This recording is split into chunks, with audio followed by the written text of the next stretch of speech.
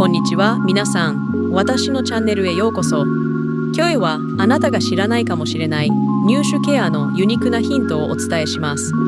早速見ていきましょう。収入中に痛みを感じる場合は、適切な入手クリームを使うと和らげることができます。正しいサイズのブラを着用すると、入手の敏感さが制限され、より快適になります。収入後、しばらく空気にさらすことで、入手器を健康に保つことができます。入手が乾燥したりひび割れたりする場合は、ココナッツオイルや特別なホージバムーが役立ちます。そして、最も重要なのは、ピカちゃんに正しく収入させることです。